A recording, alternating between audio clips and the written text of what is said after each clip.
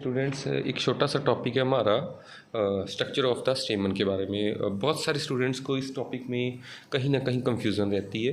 और जब हम फ्लावर की बात करते हैं तो you all know about the flower, ठीक है। तो फ्लावर में क्या है कि हम डिस्कस करते हैं कि सेपल्स, ये तो आप सभी को पता है कि फ्लावर में सेपल्स हैं।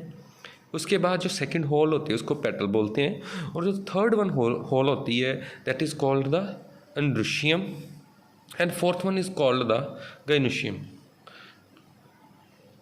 ठीक है। और sepal is a, you all know that कि sepal is a group of sepal is, और group of sepal is known as a called calyx, group of petal is called the corolla. Group, what is the endoecium? The group of stamen, it represents the male part of the flower, male part of the flower is called the endoecium. What is the gynoecium?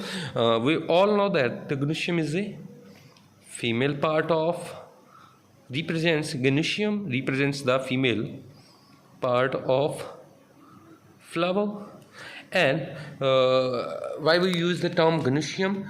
Actually में है क्या, कि flower में जो हमारे पास female part है that is called the pistil, we also call them a pistil and carpel, we also call them a carpel, ठीक है। तो जो हमारे पास पिस्टल और जो कार्पल का ग्रुप होएगा उसको क्या बोलेंगे? gynoecium बोलेंगे। तो हम सिंपल वे में फ्लावर को रिप्रेजेंट करते हैं ऐसे, ठीक है। तो ये हमारे पास आउटर ऑल हुई। इस आउटर जो ग्रीन कलर की होती है, अप्रोक्सीमेटली आपने सभी फ्लावर्स में देखा होगा, दिस ग्रीन कलर की जो आउटर होल है that is A sepal. Next जो रिंग होती है, हॉल या रिंग जो है हमारे पास पेटल है। अब देखो पेटल्स जो हैं वो आपस में जुड़े हो सकते हैं, जैसे आप सभी ने देखा होगा चाइना रोज का फ्लावर हिबिस्कस रोजेसिनेंसिस, और इसके बीच में जो थर्ड वन है दैट इज एक लॉन्ग सिलेंड्रिकल पार्ट होता है जो हमारे पास क्या है, मेल पार्ट को रिप्रेजेंट करता है, और उसी पार्ट को हम क्या बोलते हैं? स्टेमन। और group of the स्टेमन is called the, वो आपको पता है, मैंने अभी बताया, ठीक है। इसी फ्लावर के बीच में ऐसे हमारे पास है एक female reproductive part that is pistol. तो हमारा जो टॉपिक यहाँ पे रहेगा वो टॉपिक है that is a structure of the स्टेमन, कि स्टेमन का स्ट्रक्चर क्या होता है। This is a structure is called the स्टेमन। तो हम सबसे पहले ड्रॉ करेंगे स्ट्रक्चर ऑफ द स्टेमन, ऐसे ही है ना स्ट्रक्चर ऑफ द स्टेमन। तो स्टेमन जो है it is divisible into the two parts, ठीक है। फर्स्ट हमारे पास स्टेमन में क्या है, the upper portion, this is known as a anther, और this long cylindrical portion is known as a filament. Okay, अभी मैं आपसे ये पूछूं कि stamen is divisible into the two parts, which parts? The first one is the anther and the second one is the filament. Okay, तो अगर वही हो गया व्हाट इज ए फिलामेंट, अगर फिलामेंट को एक्सप्लेन करना है तो हम क्या बोलेंगे? फिलामेंट है, देखो ये फिलामेंट है, तो फिलामेंट है क्या? एक लंबा सा लॉन्ग स्ट्रक्चर। तो हम ऐसे बोल सकते हैं ना, एक लंबा सा लॉन्ग स्ट्रक्चर या एक thread like long structure is known as a filament. तो how we explain the filament? Filament is a long, किस शेप का है? This is a round shape, और वी ऑल्सो से दैट कि this is a cylindrical, long cylindrical thin thread like जो structure होएगा उनको we call them में क्या बोलेंगे? फिलामेंट बोलेंगे। और जब हम एंथर की बात करते हैं तो the upper portion of the स्टेमन is called the anther. अब देखो एंथर के स्ट्रक्चर को आप अच्छे से देखो, तो मैंने एंथर का स्ट्रक्चर कैसे ड्रॉ किया? ऐसे। तो मेन जो हमारा नीट में MCQ जिसके राउंड रिवॉल्व होता है वो होता है स्ट्रक्चर ऑफ द एंथर के बारे में। अब एंथर के स्ट्रक्चर की जब हम बात करते हैं, देखो सबसे पहले जो एंथर का स्ट्रक्चर है, एंथर में कितनी लोब्स हैं? तो वी से दैट कि anther is a bilobed डाइथिकस tetrasporangiate.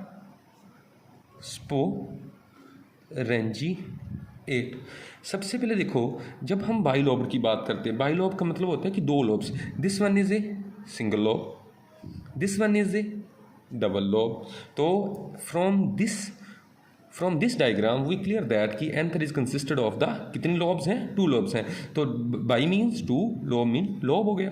तो anther is consisted of 1 and 2, तो anther is consisted of bilobe. तो एंथर का मेन स्ट्रक्चर क्या है, बाइलोब। तो here we C in the NCERT diagram that कि anther is consisted of the 2 lobes, this one is the, देखो this one is the first lobe and इसके बिल्कुल same to same पीछे क्या है हमारे पास, सेकंड लोब है। Okay, is it clear? Okay, तो नेक्स्ट हमारे पास आता है बाइलोब। उसके बाद एंथर का जो स्ट्रक्चर है that is a dithecous. What do you mean by the dithecous? This is very important term that are discuss in the NEET. देखो, this one is the single lobe, this one is the also, इसकी दूसरी lobe हो गई। अब इस lobe की बीच में क्या होती है, एक स्पेशल वॉल होती है जो इस लोब को कितने पार्ट्स में डिवाइड करेगी, कितने पार्ट्स में डिवाइड करेगी, 2 पार्ट्स में। तो अब देखो, अब मैंने पहले क्या बोला, एंथर बाइलोब्ड है, और अभी हम एक नई स्टेटमेंट करेंगे, रेडी, दैट इज की each lobe is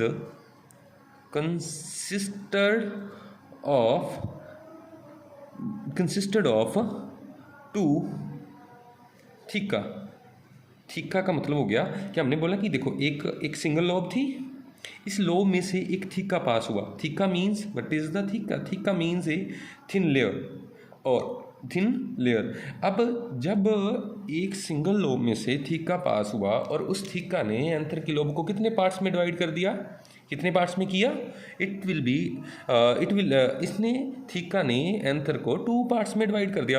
that's why anther को क्या बोलते हैं जी, थीका। अब मेरे को बताओ, एक लोब में कितने थीके होंगे, एक लोब में एक थीका, और एक थीके ने उसको कितने पार्ट्स में डिवाइड कर दिया, 2 पार्ट्स में ना, और दूसरी लोब को भी वो 2 पार्ट्स में कर देगा। और जो ये सिंगल स्ट्रक्चर बन जाएगा ना, इस सिंगल स्ट्रक्चर को वी ऑल्सो कॉल दैम ए स्पेरेंजिया। इस सिंगल स्ट्रक्चर को भी क्या बोलेंगे जी, स्पेरेंजिया बोल देंगे।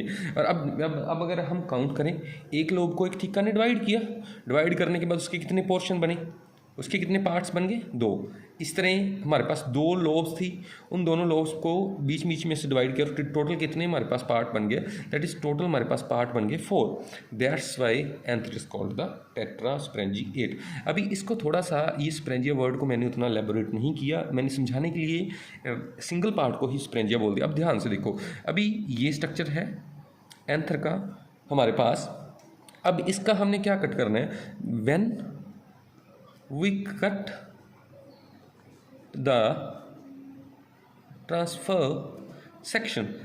देखो, अभी आप सभी को पता ही है कि सेक्शन जब भी हम कट करते हैं, वैसे 2 टाइप के मेन सेक्शन हम कट करते हैं। देखो, जब किसी भी चीज़ को हम इस प्लेन से, जैसे ये हमारे पास कोई भी चीज़ है, जब हम इसको इस प्लेन से डिवाइड करेंगे तो this is called the transverse section.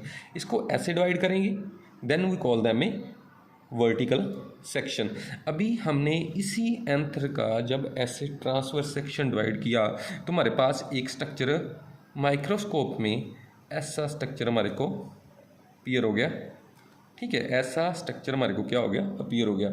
अब इसी स्ट्रक्चर में देखो, हमने बोला था this one is the single lobe ना, ऐसे हमने बोला था ना कि ये सिंगल, एक लोब ये है, एक लोब ये है, और हमने बोला कि इसको इन दोनों लोब्स को बीच में से एक लाइन डिवाइड करती है, जिसकी वजह से 1 2 बीच में से डिवाइड हुआ, 1 2, तो कितने चैम्बर बन गए, इसमें से कितने चैम्बर बन गए, 4 चैम्बर बन गए। तो एंथर के स्ट्रक्चर को जब डिस्कस करते हैं तो हमने बोला कि anther is bilobe, is it clear, anther is a डाइथिकस, ये भी हमें क्लियर हो गया।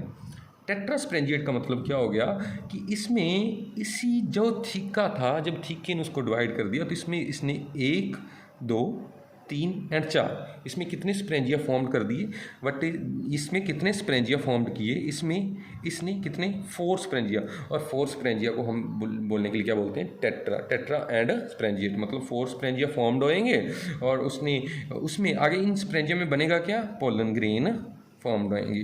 ठीक है, तो यहाँ से हमने पूरा स्ट्रक्चर ऑफ द, अगेन मतलब मैं रिपीट कर रहा हूँ टॉपिक को। तो हमने क्या किया कि देखो, स्ट्रक्चर ऑफ द एंथर, ये मैंने कॉमन शब्द आ जाएगी, हमने डिस्कस क्या करना है। अब स्ट्रक्चर ऑफ एंथर में जब चलते हैं, हमने बोला कि देखो एंथर में 2 पार्ट हैं जी, एक एंथर है, सॉरी स्टेमन में 2 पार्ट हैं, एक हमारे पास एंथर है, एक फिलामेंट है। तो हमारे पास क्या होएगा कि एंथर जो है और फिलामेंट एक लंबी सी डंडी, जो सिलेंड्रिकल, तो that is called the filament. I think मेरे को नहीं लगता कि कोई इस सिंपल से पॉइंट को याद करने में याद नहीं कर पाओगे आप। अब एंथर के जो 3 करैक्टर हैं उसको मैंने अच्छे से एक्सप्लेन कर दिया। बाइलोब का मतलब होता है 2 लोब्स, ठीक है। डाइथिकस का मतलब होता है कि हर एक जो हमारे पास लोब है उसमें से एक थीका पास होता है।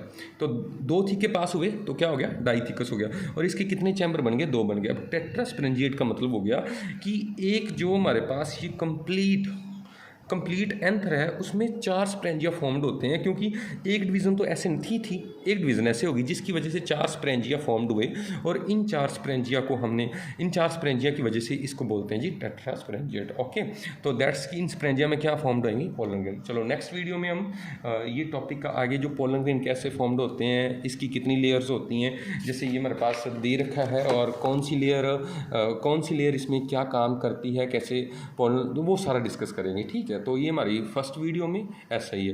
ओके।